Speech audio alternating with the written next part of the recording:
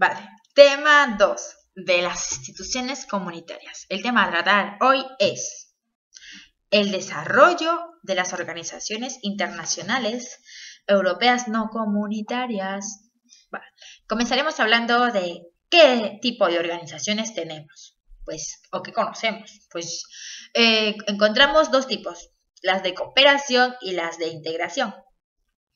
La de integración solo sabemos que existe una, que es la Unión Europea, y las de cooperación son el resto. Hablaremos solo de la de cooperación el día de hoy. Pues estas organizaciones internacionales de cooperación las podemos clasificar según los fines que desean alcanzar. Encontramos las de corte político, las de corte económico y las de defensa. En las de corte político encontramos el Consejo de Europa. El Consejo de Europa. Primeramente, hacer una reseña histórica sobre el Consejo de Europa.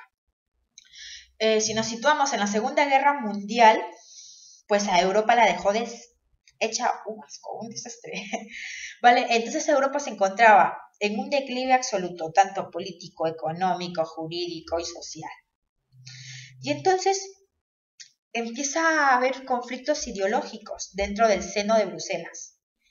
Y entonces se discute. Se empieza a temer, se empieza a tener inseguridad en el seno de Bruselas. Y entonces por ello se plantea la idea de crear una asamblea que esté integrada por estos 5 estados. Pero a posteriori esta idea se generaliza y se amplía más y se preguntan, ¿pero por qué no creamos una asamblea donde estén integradas no solo por nosotros, sino por todos los estados europeos? Y entonces, para entonces ya se encontraba el ministro francés Schuman, pues se encontraba en el seno de Bruselas y le gustó mucho la idea y entonces empezó a estudiar, a empollar mucho y empezó a hacer el proyecto para crear una asamblea parlamentaria integrada por todos los estados europeos. Pero se dio de palazo que se encontró con 2 concepciones, con la concepción franco-belga, que es la concepción que tiende a tirar a ser mayormente integracionista, y con la concepción británica, que suele ser más cooperativa. ¿Qué dice la concepción franco-belga o la concepción integracionista? Pues dice que debe existir una asamblea parlamentaria donde se adopten las decisiones por mayorías. Además, que esta asamblea parlamentaria debe estar formada por parlamentarios de los estados miembros, mientras que la tesis británica establece que no, que esta asamblea parlamentaria no debe estar formada por miembros de los estados parlamentarios, sino por miembros de los gobiernos de los estados. Como sabemos, los gobiernos siempre son rotativos, que cada cierto tiempo los eligen, pues y se van, mientras que si son miembros permanentes de los estados, pues no. ¿Vale? Y entonces, además de ellos, la tesis británica, la que tiende a ser cooperativa, establece que las decisiones se deben adoptar por unanimidad. Algo imposible, pero eso es lo que deseaba. Entonces, como no se llegaba a un acuerdo, este proyecto, se manda a un comité de estudio para que estudie el tema y para que proponga una solución. Y entonces propone soluciones y se llega al acuerdo de que se va a crear una organización internacional que se va a llamar el Consejo de Europa. Vale, este Consejo de Europa va a tener una asamblea parlamentaria de corte consultivo. ¿Vale? Además de ello, pone unas pegas para poder adherirse a esta organización internacional. Que consiste en un triple pilar, que primero los estados que se quieran adherir a esta organización internacional, pues deban ser estados democráticos, que no existan dictaduras, nada de esto, que sea un estado de derecho, y que respeten y no vayan en contra de los derechos humanos. ¿Cómo se compone estas organizaciones internacionales de corte político que viene a ser el Consejo de Europa?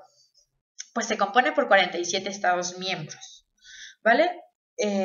También se establece que si uno de estos 47 estados miembros llegase a caer en una dictadura o en algo similar en el cual sea contrario a la democracia, este Estado tendría que alejarse de la Unión Europea, alejarse de esta organización internacional. La estructura del Consejo de Europa. Pues la estructura está compuesta por un secretario general, por un comité de ministros, por una asamblea parlamentaria, por un tribunal de derechos humanos, ¿no? Por un congreso de poderes políticos y regionales, poderes locales y regionales, y por un comisario de derechos humanos, ¿vale? El secretario general es elegido cada 5 años. El comité de ministros solo es un ministro por cada estado. La asamblea parlamentaria, que consta de 318 titulares y 318 suplentes. ¿Cómo sabemos cuántos nos toca? ¿Cómo saber cuántos miembros nos toca por cada estado? Pues depende de la demografía de cada estado. Los congresos de poderes locales y regionales, pues depende, mayormente van a alcanzar fines específicos de la región y de la localidad. ¿Vale? El Tribunal de Derechos Derechos Humanos, que siempre me confundo, Derechos Humanos, que está compuesto por magistrados que son renovados cada 6 años, y estos magistrados a su vez eligen a un presidente, que este presidente se renueva cada 3 años. Me he equivocado, creo. Espera, nuevamente, te lo repito. El Tribunal Europeo de Derechos Humanos está formada por magistrados, dos que cada estado elige, o sea, 47 magistrados, y que tienen una duración de 6 años. Todos estos magistrados, estos 47 magistrados, eligen a su vez a un presidente entre esos 47. Pero este presidente tiene solo una duración de 3 años. El comisario de Derechos Humanos lo que intenta es fomentar la educación y sensibilización sobre los derechos humanos y así, esas cosas. ¿Vale? Pues eso es todo sobre la de corte político del Consejo de Europa. Que no hay que confundirla con el Consejo Europeo, que es una institución de la Unión Europea en la cual van solo los altos cargos o jefes de Estado, y tampoco con el Consejo, que viene a ser una institución también de la Unión Europea, pero de rango ministerial, a la cual acuden solo ministras. Como siguiente punto vamos a hablar de las de corte económico, la OCDE, o también conocida como Organización de Cooperación y Desarrollo Económico, ¿vale?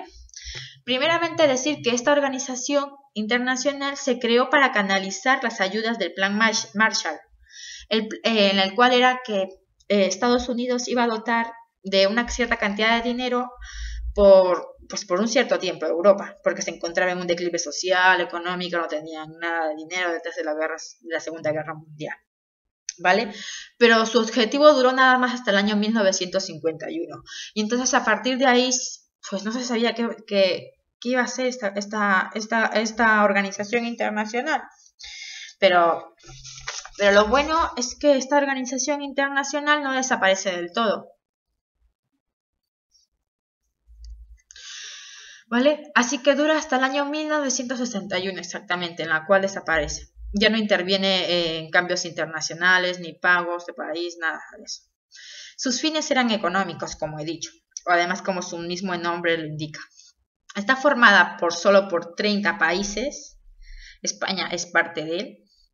Además, está compuesta por un consejo, por un comité ejecutivo y una secretaría general que tiene una duración de 5 años. ¿Vale? Luego pasamos a ver las de Corte de Defensa, que viene a ser la Unión Europea Occidental, o más conocida como la OUO. ¿Vale? El origen más remoto de esta organización internacional defensiva es el Tratado de Dunkerque, ¿vale? El Tratado de Dunkerque, que se da entre Francia e Inglaterra, ¿vale? Actuando en el ámbito económico, social y cultural. Esta organización perdió su sentido con la creación de la OTAN en el año 1969.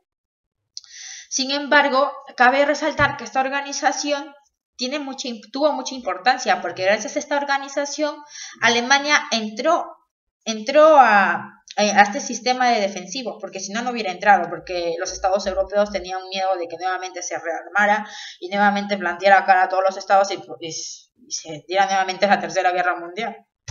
Pero no pasó eso, ¿vale? En el seno de la unión de esta organización se iniciaron también conversaciones para que Reino Unido entrase a la CECA, pero no pasó nada, no se pudo, porque el Reino Unido dijo no, porque yo tengo lazos muy estrechos ahora actualmente con Estados Unidos y no quiero perder. Pero fue un grave error, porque la CECA era un tratado en el cual tuvo un boom, fue un boom, hubo mucho dinero y tantas cosas. Pero luego, a posteriori, se dio cuenta de esto Inglaterra y quiso adherirse a este tratado. Pero lo que pasa es que para entonces se encontraba Francia y Francia dijo, no, tú no entras, guapo. ¿Entiendes? Vale. A posteriori, ya con el Tratado de Maastricht, se dice que para que esta organización ya no esté así deshabilitada, sin hacer nada, ociosa, pues se dice que se va a encargar de la PES. ¿Qué es la PES? Pues la PES es la que se va a encargar de llevar la política exterior defensiva sobre la seguridad y defensa de los estados, ¿vale? Pues, por ejemplo, para ser más puntuales, encontramos dos acontecimientos muy importantes, en los cuales uno es el bloque económico que impuso a Irak en la guerra del Golfo, y otro es en la guerra de la antigua Yugoslavia. Joder. Vale, estructuras. Pues, ¿cómo está compuesta la Unión Europea Occidental? Pues cuenta con una asamblea, con un consejo y con un secretario general. De todas las organizaciones que he dicho, el Consejo de Europa, el Consejo de Europa, las OCDE, la Unión Europea Occidental, siempre sus asambleas son de corte consultivo, las decisiones que se tomen en ellas no son vinculantes para los estados, ¿vale? El Consejo también cuenta la Unión Europea Occidental, aparte de una asamblea, cuenta con un consejo y un secretario. Pues esto es solo lo de la Unión Europea Occidental. Ahora vamos a entrar a hablar sobre la OTAN, que también es otra de corte defensivo. Pues se ha creado simplemente con un fin puramente defensivo militar en el año 1919, ¿vale? Y forma parte de ellos Reino Unido, Francia, Inglaterra, Estados Unidos, Canadá, España, pero los originarios son Canadá, Italia, Estados Unidos, Inglaterra, Francia, Reino Unido, ¿vale? Está formada por 29 estados miembros. Cumple una doble función en el tiempo de paz y en el tiempo de guerra. En el tiempo de paz lo que intenta es cooperar entre ellos y aumentar la capacidad de respuesta defensiva que se puede dar en cualquier tiempo, en el tiempo de guerra. Y en el tiempo de guerra, pues consiste en que los estados de manera individual o de manera colectiva sean capaces de responder frente a la agresión que puedan recibir sobre otro territorio, ¿vale? Y por ello se dice que si en tiempo de guerra se ataca a un estado miembro de la OTAN, pues los otros 28 estados, pues van a saltar y van a cooperar con este estado miembro, si ese estado miembro, claro, está dentro de la OTAN, y van a tomar medidas contra el estado que está atacando. En su estructura se compone de órganos civiles y militares, la OTAN. Encontramos, por ejemplo, el Consejo del Atlántico Norte. Otro órgano importante es el Secretario General. Entre los órganos militares encontramos los estados mayores internacionales, que son los estados que están formados con una alta graduación de estados de comités militares, que suelen ser más armados. Las comandancias regionales y las fuerzas armadas, que vienen a ser mayormente los soldados de la OTAN. Y eso es todo. Hemos hablado hoy de 4 organizaciones muy importantes, 2 de defensa, 1 de económico y otro político. Adiós. Estudiad mucho.